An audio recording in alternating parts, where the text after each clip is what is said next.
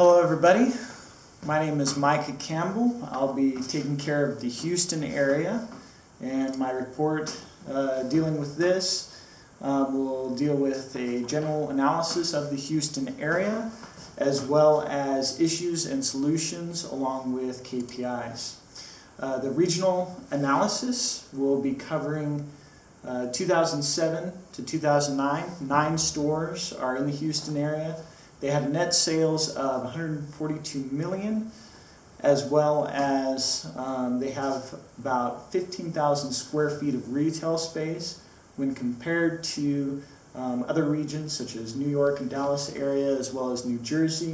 They compare pretty well. New York, one of its contemporaries, actually has an extra store, so that's pretty much the only reason why they're up above there.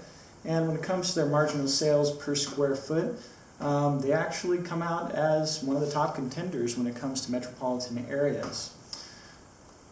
Our purpose for looking into the area goes into employee performance in the Houston area, as well as the root causes for profitability issues and the productivity of each employee in each individual store location. So we're going to be looking deeper into those measures.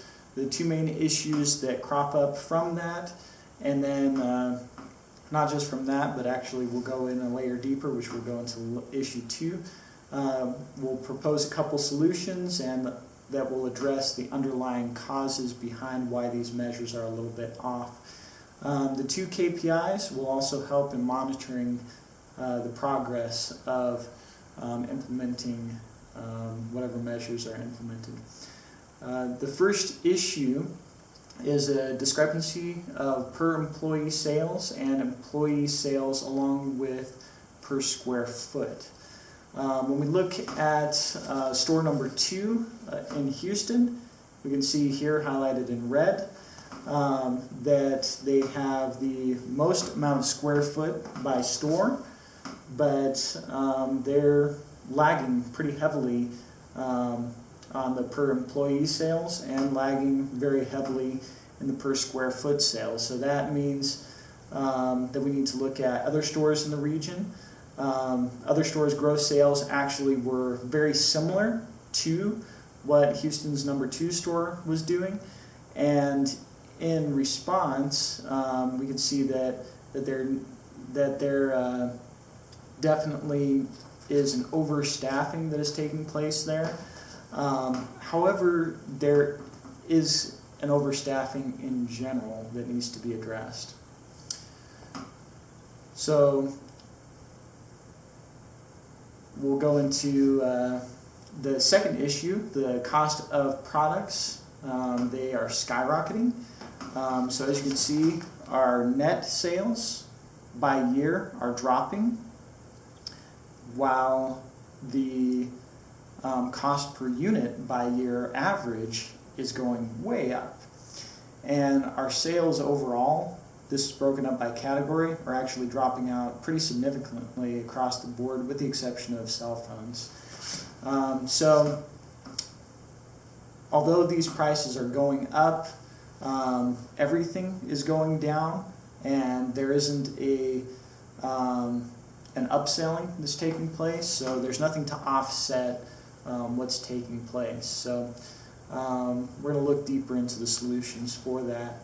So solution 1, our recommendation is to look close at the usage of store number 2 to perhaps cut down the square footage and to reduce the number of employees per location to around 17 to 22 employees. Cutting down of staff and square footage will save money, as well as increase productivity per employee and per square foot, and inevitably it'll help them to get a little bit more together when it comes to training and working together. Outcomes will be that this downsizing will save money, but it won't affect sales. So that's the biggest thing that's taking place there. So our solution 2, we can see that we need to look at low profit margin, low sales volume items. with economy and deluxe items. So those item categories aren't selling as well as a whole, and they are actually a relatively significant portion of our overall budget. However, the regular items are the ones that are selling the most. So putting a little bit more focus onto that in our inventory will have the impacts of allowing us to put more money into that. We'll get some discounts for the amount of those products that we're going to be purchasing bulk, as well as we'll be able to focus our sales staff more on a slightly smaller array of products. The outcome will be that the cost prohibitive products will be reduced, which will cause a 14% reduction in dead weight inventory. And with the amount of money that we'll be able to save off of that, we should be able to do as much as a 20% increase in our purchasing power for regular inventory. We'll be able to target our target consumers a little bit more. So our KPIs that we want to use are, we'll want to compare the 2007 to 2010. So in our target will be 43 million in sales, and the time period will be that it'll be taken care of is in 2010. And this figure wasn't pulled out of thin air. It was actually the sales figure in 2007. So we're going to be shooting to get back up to where we were before. And this should be represented by the ratio calculated from the target over the actual. So our KPI 2 will be looking at the sales per employee specifically. And our target goal will be 60% increase per employee. Now that might seem like a lot, however with a 50% cut in staff, this number is quite attainable. And we want to be able to do that in the year 2010. And that's based off of our 2007 sales figures, so that's where the 60% increase comes from, is from 2010 and to the 2009.